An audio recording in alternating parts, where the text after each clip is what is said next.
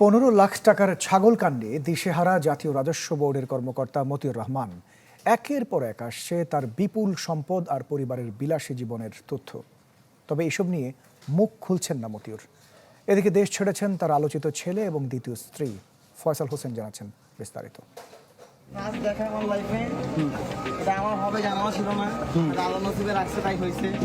ছাগল কাণ্ডে বেরিয়ে আসছে থলের বিড়াল। রাজস্ব বোর্ডের কর্মকর্তা মতিউর রহমানের ভুরি ভুরি সম্পদের খবর এখন গণমাধ্যমে।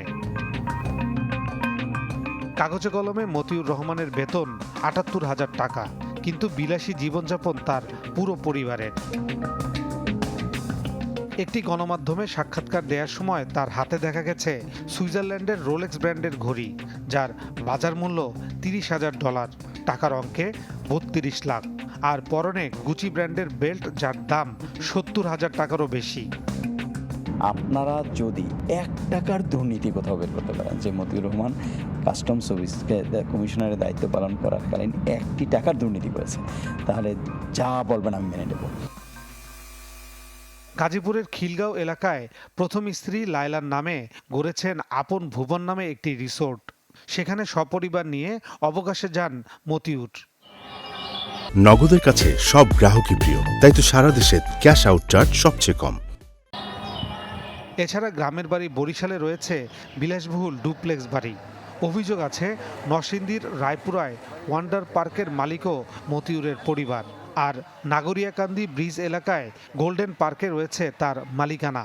পুঁজিবাজারেও বিনিয়োগ করেছেন বিপুল পরিমাণ অর্থ।